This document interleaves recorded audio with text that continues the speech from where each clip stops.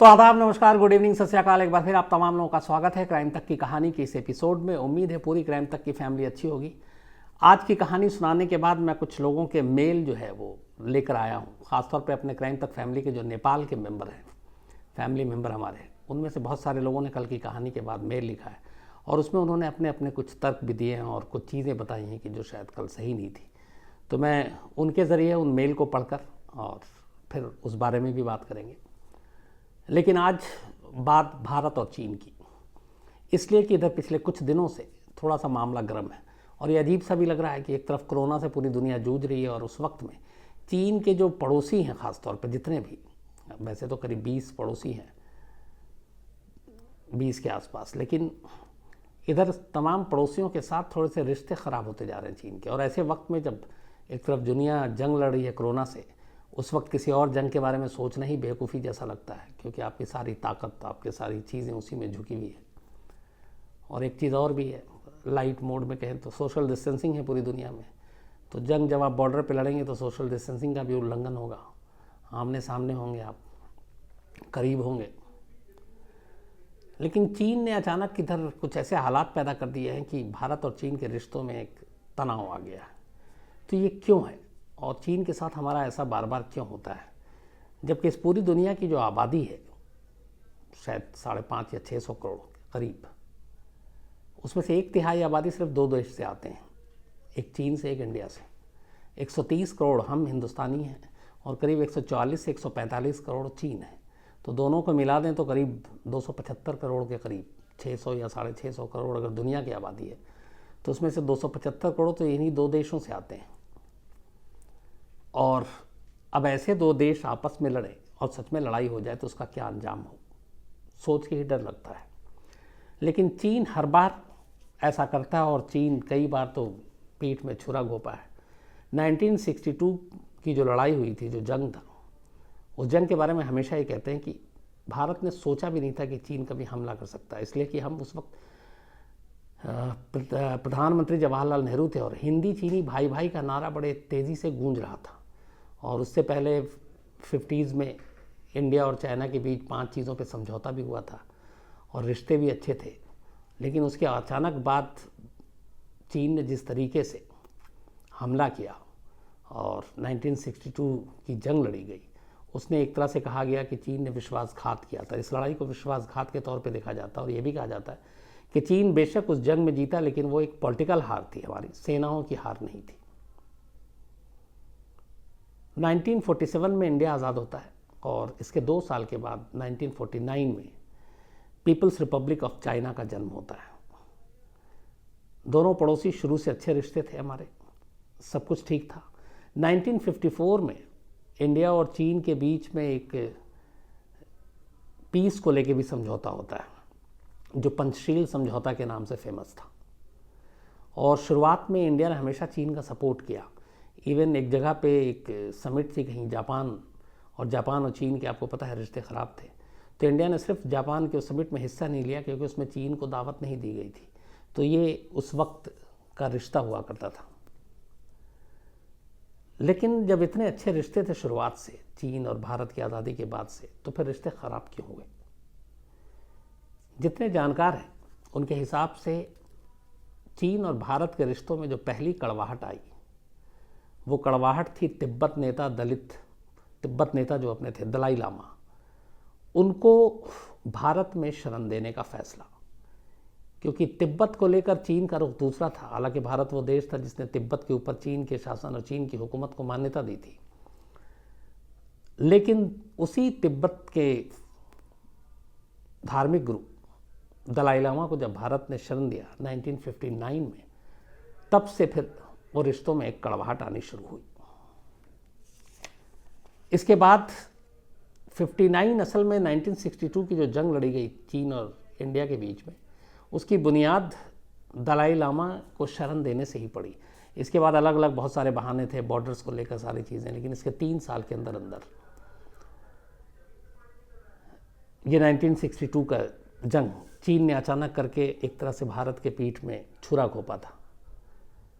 59 दलाई लामा और उसके 3 साल के बाद ये जंग 20 अक्टूबर 1962 को ये जंग शुरू हुई थी और सिर्फ 1 महीना चली थी। 21 नवंबर 1962 यानी 1 महीने के अंदर चीन ने अपनी तरफ से खुद युद्ध विराम भी कर दिया। और उस वक्त बहुत सारे लोगों ने इस चीन की इस फैसले को और चीन के इस जंग के लिए चीन की बड़ी बुराई भी की थी। ये जो जंग लड़ी गई थी, तब इस जंग को 1962 के वॉर को इंडिया और चीन के बड़ी अजीब सी कई चीज़ें इसमें हुई थी।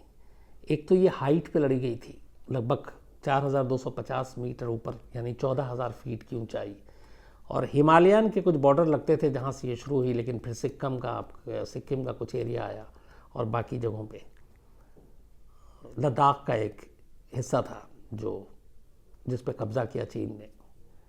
हालांकि बाद में सिक्किम वाला इलाका लौटा भी दिया। लेकिन इस 62 के वॉर के बाद चीन ने जिस तरीके से पीठ पे छुरा घोंपा तो थोड़ा सा भरोसा कम हो गया था। और उस वक्त चीन इस 1962 की जीत के ऊपर बहुत बार कहा उसने, जब भी कोई रिश्ते ख़राब होते हैं तो चीन की तरफ से बयान आते हैं कि 62 का जंग याद रखो, अब तो हम और ताकतवर हो गए। लेकिन चीन भूल जाता है कि 62 के मुकाबले भारत भी उसके बाद से उसने अपनी इस 62 के जंग से सीखा और अपनी फ़ौज को किस तरीके से तैयार करना है, किस तरीके से बॉर्डर पे क्या क्या और प्लानिंग करनी है, उन सब चीज़ों पे फोकस किया गया। हालांकि बहुत कम लोगों को पता है कि 62 के बाद 67 में सिक्किम में ही चीन के साथ झड़प हुई थी भारत की, और उसमें करीब 400 चीनी सैनिकों को मार गिराया गया था और वो चीन को बहुत बड़ी मुँह की खानी पड़ी थी। तो 62 में हालांकि चीन के सिर्फ करीब 3500 जवान मारे गए थे, लेकिन उसके 5 साल के बाद सिक्किम में करीब 400 के आसपास चीनी सैनिक मारे गए थे। तो वो चीज़ भी बाद में चीन को हमेशा याद रहता है। लेकिन सवाल ये कि चीन और भारत के बीच में ये रिश्ते, जबकि दोनों का व्यापार संबंध, दोनों का एक दूसरे के देश में बहुत लंबा चौड़ा व्यापार है, अरबों रुपए का, खरबों रुपए का, उसके बाद भी इनके रिश्ते इतने ख़राब क्यों हों, ये कोशिश करूँगा आपको चीन की पूरी चीज़ें आज समझाने की।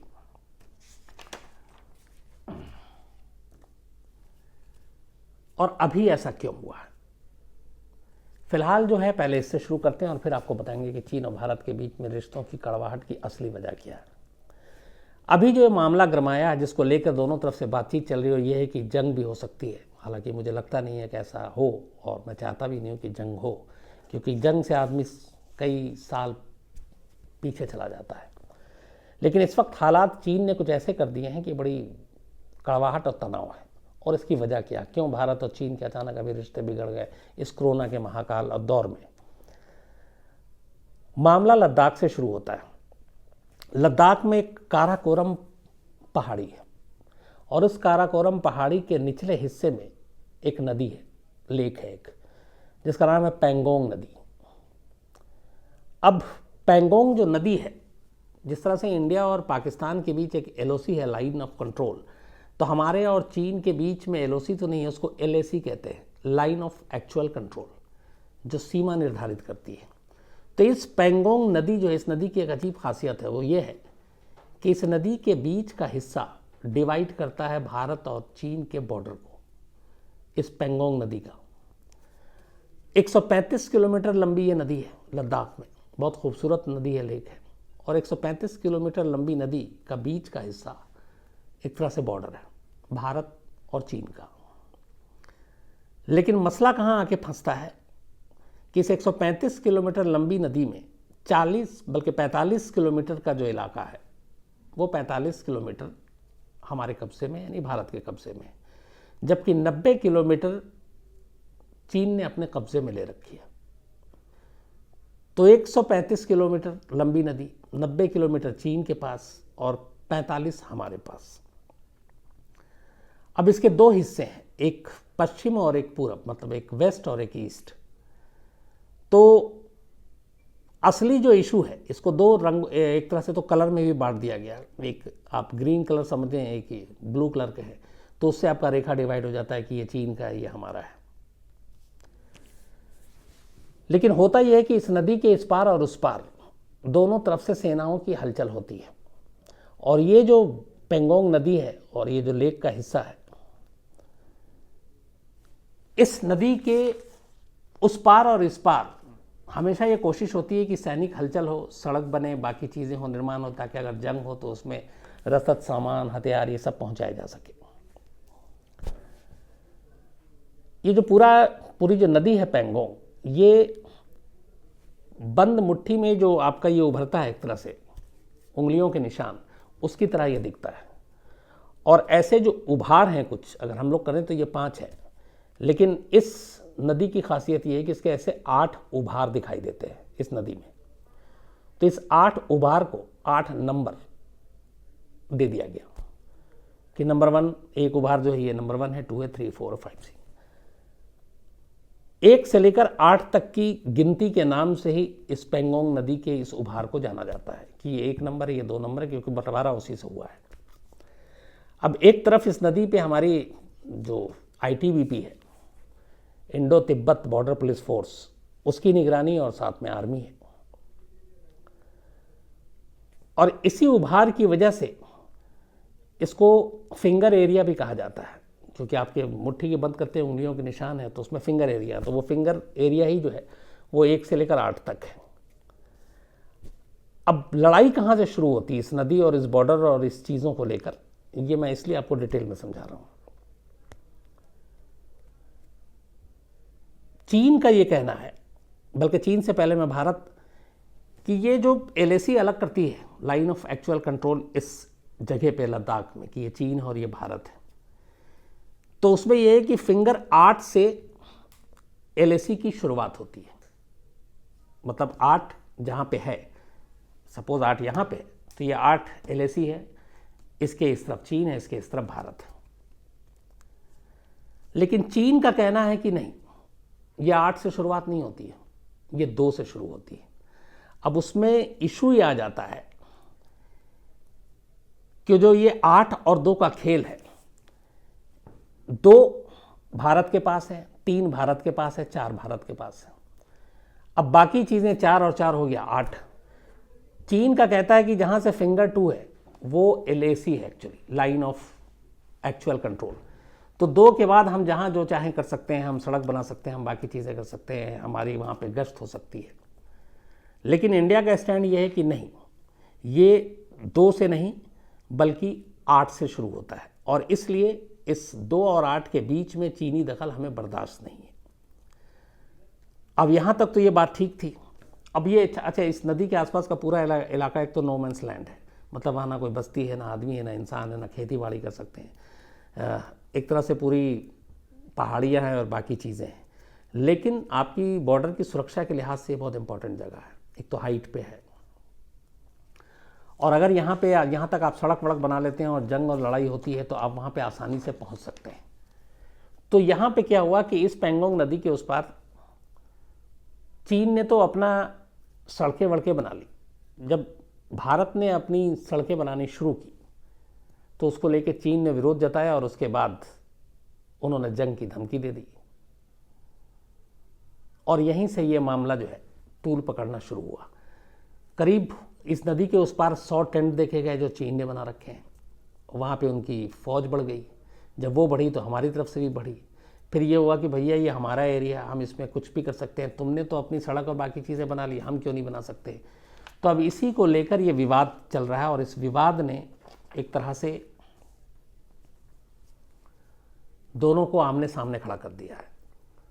तो लद्दाख से ये मामला शुरू हुआ, एक ऐसी नदी जिसके एक हिस्से को लेकर कि यहाँ पे लाइन ऑफ एक्चुअल कंट्रोल कौन सा है, उसके एक तरफ जहाँ पे भारत अपना मानता है वो वहाँ पे अपना कुछ भी करना चाहता है, सड़क बनानी है, बाकी चीन इस पे आपत्ति कर रहा है, और इसलिए दोनों तरफ से हालात तनावपूर्ण हो गए।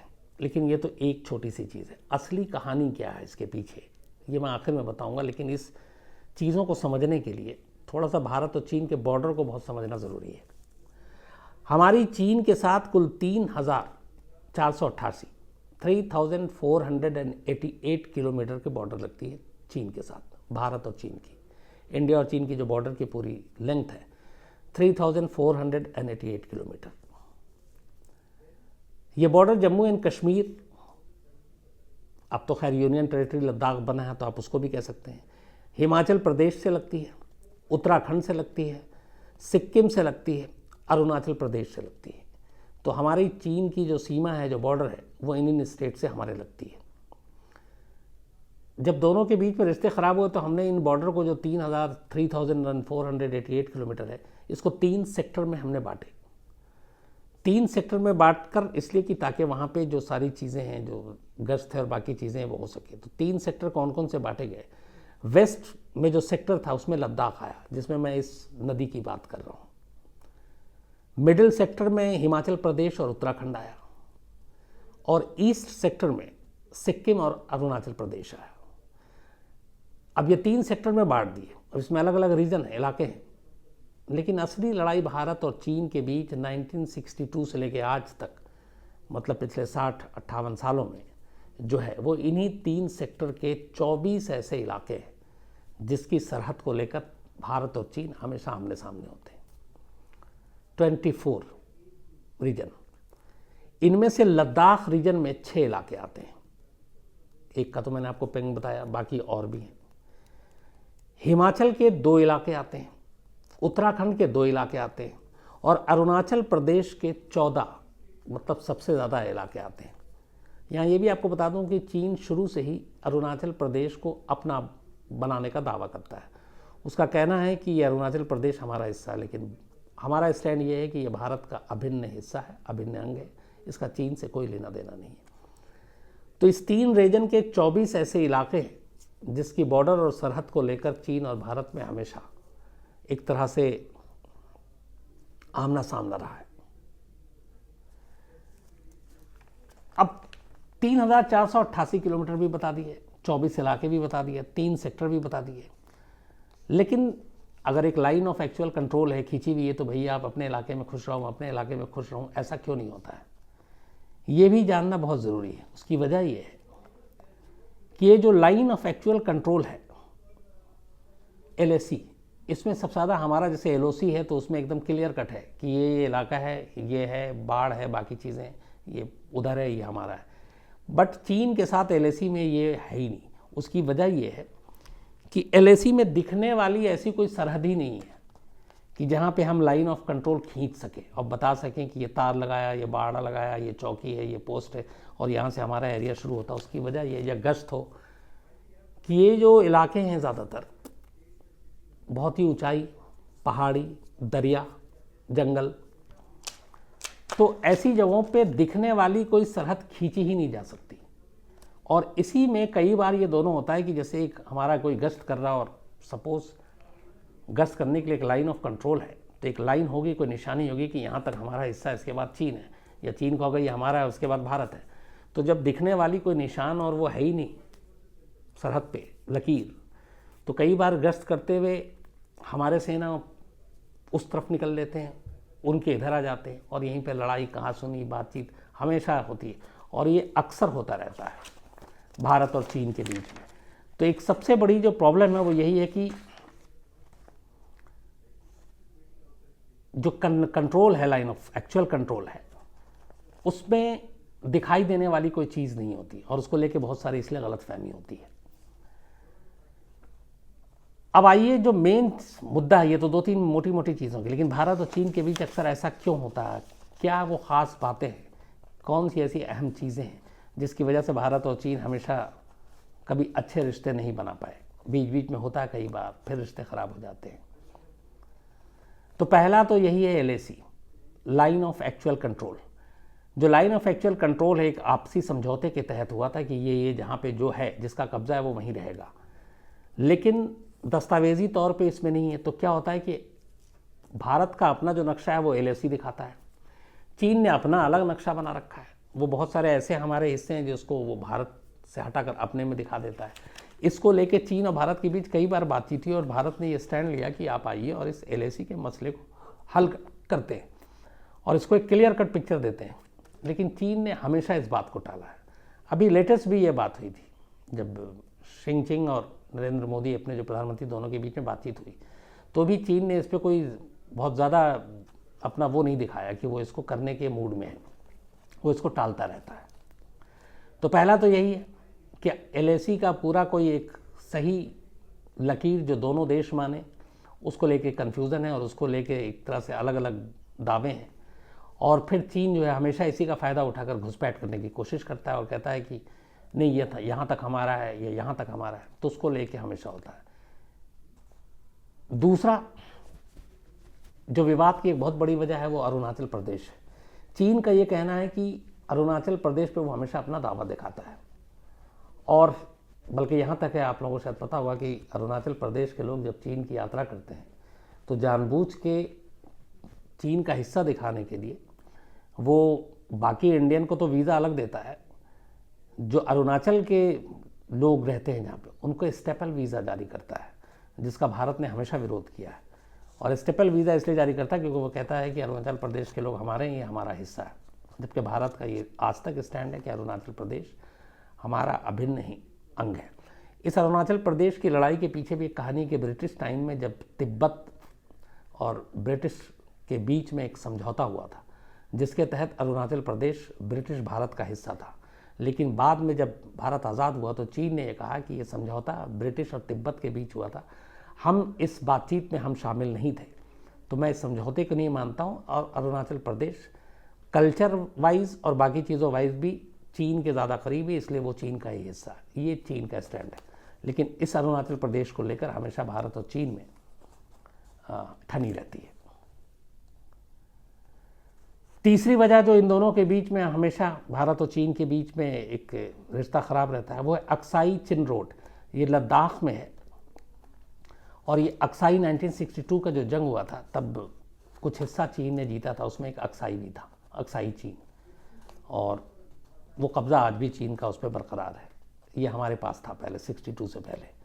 तो अक्साई चीन के पास बाकायदा एक रोड बना रखा है चीन ने, वैसी सड़क जैसे हम लोग अभी बनाना चाहते हैं इस पेंगोंग नदी के पास, ये ऑलरेडी चीन ने बना के रख लिया और तमाम विरोध हुआ उसके बावजूद।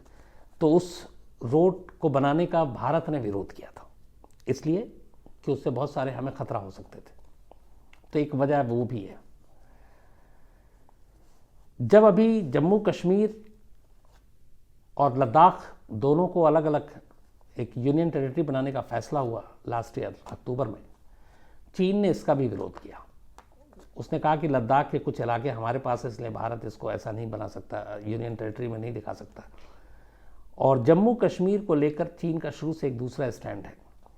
वो जम्मू कश्मीर जो हमारे पास है उसको तो मान्यता देने में हिचकता है, लेकिन जो पाकिस्तान के पास जम्मू कश्मीर है उसको, या पाक ऑक्युपाइड कश्मीर जो है वहाँ पे, जम्मू कश्मीर नहीं, उसको लेके उसका स्टैंड हमेशा पाकिस्तान के साथ रहा है। तो ये उसका एक डबल स्टैंडर्ड है। तो जम्मू कश्मीर और इस लद्दाख को लेकर भी चीन कभी भी भारत का पक्ष या साथ नहीं देता है।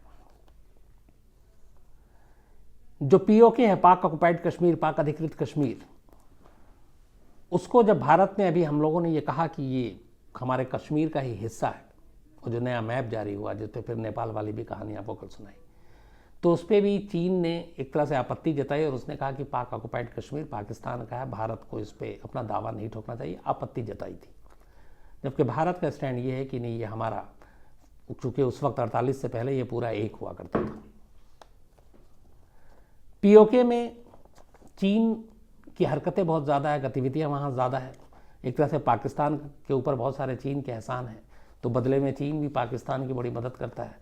पीओके में बाकायदा उसने अपनी बहुत सारी जगह दे दी थी कि खबर तो ये कि $46 बिलियन की लागत से पीओके में एक प्रोजेक्ट भी शुरू हुआ है पीओके में, और भारत ने इसका कई बार इस पर विरोध भी जताया, लेकिन चीन मानता नहीं इन चीज़ों को। तिब्बत एक सबसे अहम और भी बात है जिससे भारत और तिब्बत के बीच, चीन के बीच में जो रिश्ते खराब हैं। भारत ने तिब्बत को मान्यता दी है, तिब्बत के धर्मगुरु दलाई लामा को शरण दी हमने, और चीन इससे बड़ा चिढ़ा रहता है। तो तिब्बत को भारतीय मान्यता से शुरू से ही चीन खफा है, क्योंकि चीन तिब्बत को अपनी बपौती समझता है। एक और वजह है बहुत खास, ब्रह्मपुत्र नदी। इस नदी में चीन ने बांध बनाकर इसके पानी को अपनी तरफ मोड़ दिया था, और भारत इसका लगातार विरोध कर रहा था क्योंकि उसका कहना था कि ये तुम्हारी बपौती नहीं है, लेकिन चीन ने गुपचुप तरीके से उस वक्त किया। इसके अलावा हिंद महासागर में भी चीन अपने ज़्यादातर कब्जा करने की कोशिश करता रहता है, जिससे भारत और चीन के बीच में तनाव रहता है। और एक और बड़ी वजह है, आपने सुना होगा साउथ चाइना सी।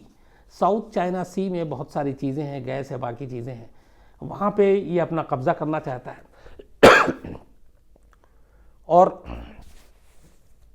अपने जंगी जहाज़, बेड़े, ये सब भी, अमेरिका भी इससे लेकर काफ़ी नाराज़ है। लेकिन साउथ चाइना सी में अपनी एक तरह से हुकूमत कायम करने के लिए चीन दादागिरी करता रहता है। तो ये कुछ ऐसी वजहें हैं जिसके वजह से भारत और चीन के बीच हमेशा लगातार इस तरह के चीज़ें सामने आती रहती हैं। कई बार होता है जंग होगा, लेकिन 62 के बाद अभी तक हुआ नहीं। और इसकी गहराई में सबसे बड़ी वही है कि भारत सीमा, जो चीन का सीमा है या चीन से लगने वाली जितनी भी सीमा है, तो उसकी कन्फ्यूज़न और ये आमने सामने की घुसपैठ, लड़ाई या एक दूसरे का कि सड़क बनाना, ये हमारा एरिया है, तुम्हारा एरिया है, इसकी बेसिक वजह ये है कि इन सरहदों का जो चीन से लगता है उसका ना तो कोई मैप है, ना नक्शा है, और ना ही कोई सरहदी निशान है, जो मैंने आपको बार बार बताया कि कोई ऐसा मार्क हो दिखने वाला जिससे हम पहचान सकें कि यहाँ से ये चीन शुरू होता है, यहाँ से भारत शुरू होता है। तो ये सबसे अहम वजह है। और इसीलिए ज़्यादातर जो सरहदी इलाके हैं, उन इलाकों को सिर्फ नाम और नंबर से पहचाना जाता है, क्योंकि बाकी तो आपके पास नक्शा है नहीं, कोई और निशानी है नहीं। और हालांकि इसके बारे में भारत ने हमेशा स्टैंड लिया कि आओ बैठकर इसका नक्शा खींच लेते हैं, और जो कंट्रोल एक्चुअल है वो हम लोग दोनों मानेंगे, जो पहले से है, जिन जिन के पास जो कब्जे में है वो उनका है। लेकिन चीन इसकी आनाकानी करता है, और चीन कई बार इसके लिए अजीब अजीब तरीके के बेतुके बयान भी देता है। वो कहता है एक्चुअल कंट्रोल पे कैसे कर सकते हैं, क्योंकि कुछ तरफ ग्लेशियर है, बर्फ़ है, बर्फ़ के रेगिस्तान है, पहाड़ है, नदियाँ हैं, तो इनके बीच में मार्क करना या सरहदी निशान बनाना मुश्किल है। तो इन चीज़ों को ये कहकर या फिर निगरानी भी करना मुश्किल है, हमेशा इन चीज़ों को टालता रहता है। और यही वजह है कि ये मसला आज भी वैसे ही है। अभी 2017 की भी आपको याद होगी बात, डोकलाम, जहाँ पे चीन और भारत आमने सामने आए थे। डोकलाम में भी सेम वही हाल था जो अभी जैसे जिस तरीके से लद्दाख में है। डोकलाम का कुछ हिस्सा अपने सिक्किम से मिलता है, जो सटा हुआ है बॉर्डर चीन से, कुछ चीन से, और कुछ जो है भूटान से।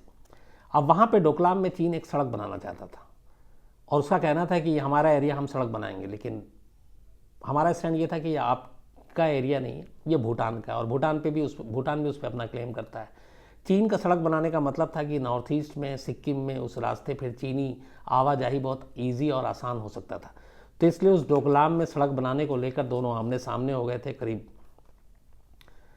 महीनों तनाव चला, लगभग 73 दिन, और उसके बाद फिर बातचीत हुई और ये मसला हल हुआ, तब जाके डोकलाम का मसला हल हुआ था। लेकिन अब वही चीज़ें लद्दाख में फिर शुरू हो गई। अब सवाल ये कि ऐसे वक्त में जब पूरी दुनिया कोरोना की जंग लड़ रही है, चीन पड़ोसियों से क्यों टकरा रहा है, ऐसे ही वक्त में क्यों, टाइमिंग इस वक्त क्यों? तो इसके बारे में जानकार की 2-3 चीज़ें कहनी है जो एक्सपर्ट्स हैं। सिर्फ भारत के साथ नहीं, सिंगापुर, वियतनाम, हांगकांग, इन सब के साथ भी अभी अचानक चीन ने कुछ धमकी देना शुरू कर दिया, और ये सब पड़ोसी हैं। तो कहा गया ऐसा क्यों? तो आपको याद होगा कि अभी WHO जो वर्ल्ड, बल्कि इसमें UN के जो हेल्थ डिपार्टमेंट है, और बहुत सारे देश ने ये मांग की WHO और UN के साथ कि कोरोना वायरस का जन्म कैसे हुआ, इंसानी गलती से या लैब से, चीन की साजिश है इसके पीछे, ये सच जानने के लिए एक इंडिपेंडेंट इंक्वायरी होनी चाहिए। इस इंडिपेंडेंट इंक्वायरी की 60 देशों ने एक तरह से सपोर्ट किया, जिसमें अमेरिका से लेकर जापान तमाम देश हैं। इन 60 देशों का समर्थन भारत ने भी किया। अब उस पर यह है कि इंडिपेंडेंट इंक्वायरी होती है तो चीन के अंदर जाकर पूरे सोर्स का सब कुछ पता चलेगा, और चीन को लगता है कि इससे पूरी दुनिया की फजीहत होगी। और जिस तरीके से कोरोना ने पूरी दुनिया में कोहराम मचा रखा है, लॉकडाउन है, लोग परेशान हैं, रोजगार जा रहा है, व्यापार नहीं है, आर्थिक मंदी की नौबत आ गई है, कई लाख लोगों की जान जा चुकी है, लाखों लोग संक्रमित हैं, तो चीन के ऊपर इल्ज़ाम लग रहे हैं, चीन के ऊपर ही सब पूरे देश की उंगलियां उठ रही। तो चीन को लगता है कि अगर ये सारी सच्चाई सामने आ गई तो पूरी दुनिया अगर एक तरफ हो गई तो फिर चीन कुछ नहीं कर सकता। और अगर सीधे जंग में नहीं तो भी अगर चीन के लोगों या चीनी प्रोडक्ट का पूरी दुनिया ने सिर्फ बहिष्कार कर दिया तो चीन की पूरी अर्थव्यवस्था चौपट हो जाएगी, वो बैठ जाएगा। जो बड़ी बड़ी कंपनियां अब तक चीन में काम कर रही थी वो इन्हीं दबाव की वजह से अब चीन छोड़ रही हैं। उसमें से कुछ बड़ी कंपनियों ने भारत का रुख किया है, इससे भी चीन बौखला गया है। तो चीन दुनिया का ध्यान बांटने के लिए इस कोरोना की तरफ से और इस इल्ज़ाम की वजह से वो चाहता है कुछ और ऐसा किया जाए जिससे लोग कोरोना और कोरोना के जन्म और चीन की साजिश को भूल जाएं और कुछ और बात करें। तो कुछ और क्या बात करें? भारत एक बड़ा देश है, उसे लगा कि अगर यहाँ पे इस वक्त ऐसा कुछ हो जाए, जंग की सिचुएशन हो जाए और जंग हो जाए, तो फिर लोग कोरोना भूल कर जंग की बात करने लगेंगे और इस टाइम में वो टाइम खरीद लेगा। फिर लोग धीरे धीरे कोरोना भूल जाएंगे, फिर बात यही होगी। यही वजह है कि वो भारत और बाकी अपने पड़ोसी देशों को उकसा रहा है और इस तरह की चीज़ें कर रहा है। इसका बेस्ट एक और भी एग्जांपल मिलता है कि अभी थोड़ी देर पहले ही अमेरिकी प्रेसिडेंट डोनाल्ड ट्रंप ने एक ट्वीट किया और ट्वीट करके ये कहा है कि उन्होंने चीन और भारत दोनों से बात की है इस लद्दाख के इस बॉर्डर विवाद को लेकर, जिसमें लेख की आपको बात कर रहा हूँ। बाकी अमेरिका ने कहा है कि हम उन दोनों से बात करके अगर वो तैयार हैं तो हम इसमें मध्यस्थता करने को तैयार हैं, मतलब दोनों की तरफ से बीच में बात करने के लिए तैयार है। ये अमेरिकी प्रेसिडेंट का बयान है। तो इसका मतलब है कि वो भी जान रहे हैं कि इंडिया और चाइना के इस वक्त रिश्ते कैसे हो गए। दोनों तरफ से बॉर्डर के पास वहाँ पे हलचल शुरू हो गई है, फौज को तैनात किया जा रहा है और भेजे जा रहे हैं बाकी जंगी सामान और बाकी तैयारियां भी चल रही है, क्योंकि 62 हम देख चुके हैं। तो चीन कुछ भी कर सकता है, तो उस तरीके से सिर्फ खामोश नहीं बैठा जा सकता, तैयारी पूरी होगी। तो बॉर्डर पर हलचल है और अमेरिकी प्रेसिडेंट तक अब बात मध्यस्थता की कर रहे हैं कि चीन और भारत के साथ करके इनके दोनों को रिश्तों को थोड़ा ठीक कराया जाए। तो इसका मतलब है कि ये मामला इतना हल्का भी नहीं है, थोड़ा सा सीरियस संगीन है।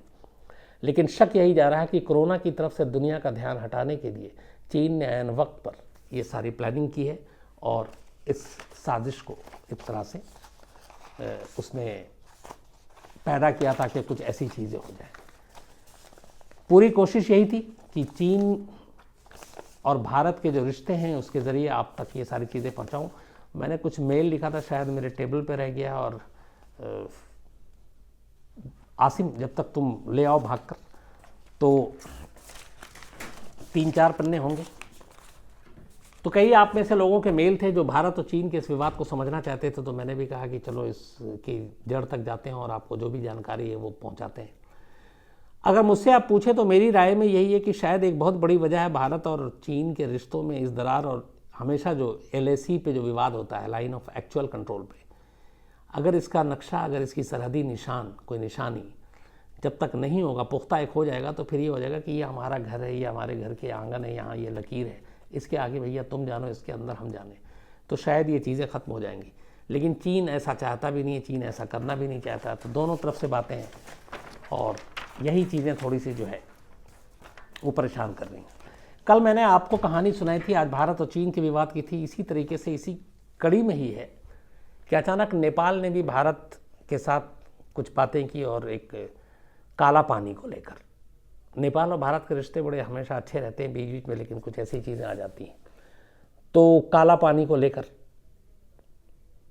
उस पर यह भी उंगलियां उठी कि चीन एक तरफ लद्दाख में सारी चीज़ें कर रहा है और चीन नेपाल के ज़रिए भी भारत पर दबाव बनाने की कोशिश कर रहा है, और इसीलिए वो ये इशू उठा रहा है क्योंकि भारत ने एक नया नक्शा जारी किया। उस नक्शे के हिसाब से काला पानी का इलाका भारत के अंदर, अब भारत का ये कहना था ये शुरू से, लेकिन नेपाल का कहना ऐसा नहीं है, ये हमारा एरिया है, हमारा इलाका है, हमारी ज़मीन है। तो इसको लेके विवाद और इसको लेके कहानी थी। तो हमारे बहुत सारे नेपाल के रहने वाले जो क्राइम तक फैमिली के मेंबर हैं, उन्होंने कुछ मेल लिखा है और कुछ चीज़ें शेयर की हैं। तो मैं चाहूँगा कि मैं ज़रूर आप लोगों से ये साथ वो शेयर करूँ।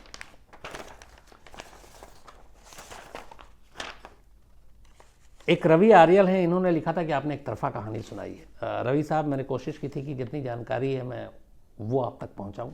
एक तरफा या किसी गलत बयानी या गलत नियत मकसद से मैंने कहानी सुनाने की कोशिश नहीं की, और इसीलिए मैं आपका ये फिर मेल भी लेकर आया हूँ। आपके बहुत सारे जो साथियों ने लिखा है, अब इनमें से कुछ जो डिटेल में जिन्होंने लिखा है वो थोड़ा सा समझना ज़रूरी है। रोशन झा है, ये नेपाल से। रोशन झा ने ये लिखा है कि एक्चुअली मैंने आपको ये कहानी में बताया था कि जब 62 की उसी जंग में, ये भी देखिए कि इस कहानी से जुड़ा हुआ है, चीन ने जो है कई जगह पे मात दी, लेकिन इस एरिया में, काला पानी एरिया में, भारत ने पोस्ट बनाया था फौजी, और वहाँ पे चीन कुछ नहीं कर पाया क्योंकि वहाँ मजबूत थे। तो हुआ ये कि उससे पहले वहाँ पे भारत के फौज का कोई पोस्ट नहीं था और ये काला पानी को माना जाता था कि नेपाल का है। रोशन झा ने ये लिखा है समझौते और बाकी के हवाले से जो इन्होंने भेजा है कि हुआ ये था कि जब 62 में चीन के साथ जंग शुरू हुई तब प्रधानमंत्री पंडित जवाहरलाल नेहरू ने नेपाल के जो किंग थे, किंग महेंद्र, उनसे मदद मांगी और उनसे कहा था कि हमें यहाँ पे काला पानी के ऊपर अपना वो बनाना है कैंप आर्मी के लिए। और चूँकि किंग महेंद्र और नेहरू के बीच में बहुत अच्छी गहरी दोस्ती थी तो उस वक्त कोई समझौता नहीं हुआ था, बल्कि ये मुर्जुबानी दोनों में बात हुई और उसी के बाद फिर भारत ने वहाँ पे अपने पोस्ट बनाए और उस पोस्ट के बाद सारी जंग हुई। लेकिन 1 महीने के बाद जंग खत्म हो गई और भी अलग अलग जगहों पे पोस्ट बनाई थी, लेकिन चूँकि रिटर्न में कोई समझौता नहीं था, उसके बाद किंग महेंद्र की मौत हो गई और फिर किसी ने कुछ ध्यान नहीं दिया, चीनों ने लिखा है, और उसके बाद भारत ने भी वहाँ से अपना पोस्ट नहीं हटाया। लेकिन असल में ये किंग महेंद्र ने उस वक्त पंडित जवाहरलाल नेहरू के कहने पर इजाज़त दी थी, जिसकी वजह से ये दी गई थी। तो ये लैंड कायदे से उनका कहना है कि भारत का नहीं, नेपाल का ही था, लेकिन नेहरू जी और उनकी दोस्ती थी तो उन्होंने उस वक्त मदद करने के नाम पर चीन के साथ जंग में ये दी थी। ये रोशन झा का कहना है। युवराज थारू का कहना है कि जो एक मैप ड्रा जो बना था, मैंने संगोली आपको एक संधि की बात की थी 1816 में नेपाल और ब्रिटिश गवर्नमेंट के दौरान, तो उसमें यह है कि लिम्पियाधुरा जहाँ से काली रिवर शुरू होती है, नेपाल बॉर्डर, वहाँ से वो इंडिया के साथ नेपाल का बॉर्डर शुरू होता है। काली रिवर जो है, इनका कहना है उसका जो असली सोर्स है वो नेपाल और इंडिया के बीच में है और इनके हिसाब से इन्होंने ये लिखा है कि नेपाल का इस एरिया पे अपना बताना वो गलत नहीं है, सही है, और ये काली रिवर जो है ये नेपाल का ही हिस्सा है। इसके अलावा एक और लिखते हैं अक्षय बफीला, इनका भी ये कहना है कि ये जो पूरा रिवर का मसला है ये पानी की वजह से, जो मैंने आपको बताया था कई बार वो अपनी बदल लेती है और उसको लेके सारी चीज़ें थी, लेकिन इनका भी ये कहना है कि जो नेपाल कह रहा है कि हमारा इलाका है वो गलत नहीं है, वो दावा सही है। इसके अलावा शिशिर चालीसे, इनका ये कहना है कि जो राजा महेंद्र थे उन्होंने ही, जो बाकी लोगों ने भी लिखा है, चीन के साथ जंग के दौरान भारत में मदद के लिए पंडित जवाहरलाल नेहरू को ये इजाज़त दी थी और तब वहाँ पे पोस्ट बना था, लेकिन उस पोस्ट को बाद में हटाया नहीं गया, लेकिन आज तक चला है बीच बीच में, लेकिन कई बार मांग ये उठी, आवाज़ उठी कि इसको हटा लें, लेकिन किसी ने ध्यान नहीं दिया। अब उस मदद के नाम पर उस पर अपना कब्जा जताना ये कहीं से सही नहीं है और ये इनका कहना है। इसके अलावा एकराज कोयराला ने लिखा है कि एक मुर्जुबानी समझौता था राजा और नेहरू के बीच में और इसलिए कम से कम दोस्ती और उसकी इज्जत और ख्याल रखना चाहिए। निर्मल शर्मा ने भी लिखा है कि ये एक समझौता था और असली जो चीज़ थी, जो कहानी थी, वो यही है जो इस तमाम बाकी लोगों ने लिखा है। तो मुझे लगा कि बहुत सारे नेपाल से अपने भाइयों ने भेजा। एक प्रमोद न्यूपाने ने भी लिखा है काठमांडू नेपाल से, और इनकी भी यही है कि उस वक्त 1962 वॉर में एक दोस्ती के नाते, एक दोस्ती के तहत समझौता हुआ था और जिसकी वजह से ये पोस्ट दिए गए थे, लेकिन फिर उस पोस्ट को लौटाया नहीं गया, तो ये गलत है। तो ये सारे अपने नेपाल के क्राइम तक फैमिली मेंबर ने जो लिखे, मुझे लगा मेरा फ़र्ज़ है कि आप लोगों की इस बात को बाकायदा, इसलिए मैंने मेल की बाकायदा प्रिंट आउट लेकर आपको मैंने कहा कि सुनानी चाहिए। Thank you very much. अगर मैं उसमें कहीं पे गलत हूँ, और जाहिर सी बात है मैं इतिहास का शख्स नहीं हूँ और बहुत सारी चीज़ें गलती भी हो सकती हैं, लेकिन ये है कि ये विवाद, हालांकि आज एक नई खबर भी आई कि जो अभी नया नक्शा नेपाल ने जारी किया, मैंने अभी चैनल पे देखा, मुझे नहीं मालूम सारे ही चैनल पे बल्कि 2-3 चैनल पे देखा, उस मैप को अभी वापस ले लिया जिसमें नेपाल ने इन जगहों को अपना इलाका बताया था। मैंने 2-3 अभी न्यूज़ चैनल पे देखा शाम को ही, तो शायद वहाँ की जो कांग्रेस है उसने कहा था और इसको वापस ले लिया। तो अगर ये सही है तो आप मुझे ज़रूर बताइएगा डिटेल में, ताकि कल इसको मैं बता सकूं। अब कुछ लोगों के मेल, इसमें एक शरीफ अल बलूशी हैं और ये अरब हैं, ओमान से इन्होंने मेल लिखा और इनका ये है कि आपकी बाकी सारी चीज़ें सही हैं, मैं हिंदी समझ लेता हूँ, हिंदी फिल्मों की वजह से काफ़ी अच्छी लगती कहानियाँ, लेकिन नंबर जो हिंदी में आप बोलते हैं वो मेरी समझ में नहीं आती, तो नंबर प्लीज़ इंग्लिश में बोला करें। तो शरीफ अल बलूशी साहब, मैं कोशिश करूँगा कि सारे जो नंबर्स हैं वो मैं इंग्लिश में बोला करूँ। नागेंद्र कुमार हैं, नक्सल पे कहानी सुनना चाहते हैं। इसके अलावा सोनल राठौड़ हैं, ये ओम बन्ना राजस्थान की कहानी सुनना चाहती हैं। गोविंद अरोड़ा, शानू दुबे, आकिल अहमद, ईजान अहमद और अरसलान, ये दोनों इनके बच्चे हैं और आखिर इस वक्त मुंबई में फंसे हुए हैं और कई महीने हो गए। आकिल साहब, मैं कहीं देख रहा था आजकल जो फिल्म एक्टर सोनू सूद हैं मुंबई में ऐसे फंसे हुए लोगों की बहुत मदद कर रहे हैं और उनको घर भेज रहे हैं। शायद अगर आप ट्विटर पे या उस पर देखेंगे तो नंबर वो बाकी चीज़ें मिल जाएंगी, एक बार आप कांटेक्ट करेंगे, बहुत सारे लोग निकल रहे हैं, तो हो सकता है आपकी मदद मिल जाए, और नहीं तो फिर आप मुझे मेल कीजिएगा, मैं अपनी तरफ से भी कुछ कोशिश करता हूँ। अभिषेक पानीग्राही हैं, ये इंडो चाइना पे ये भी कहानी सुनना चाहते थे। ललित कुमार हैं आगरा से। हेमंत सिंह कुंवर हैं, ये रॉ और मोसाद और ISI की कहानी सुनना चाहते हैं। इसके अलावा मीलाद जलीली हैं अफ़गानिस्तान से, अफ़गानिस्तान की कोई कहानी सुनना चाहते हैं। तिलक त्रिवेदी हैं, ऑपरेशन मीटिंग हाउस सुनना चाहते हैं। कमल अग्रवाल हैं, बोको हराम की कहानी सुनना चाहते हैं, लेकिन मुझे लगता है मैंने सुना दिया है, तो एक बार बोको हराम की कहानी आपको क्राइम तक की कहानी की लिस्ट में मिल जाएगी कमल साहब।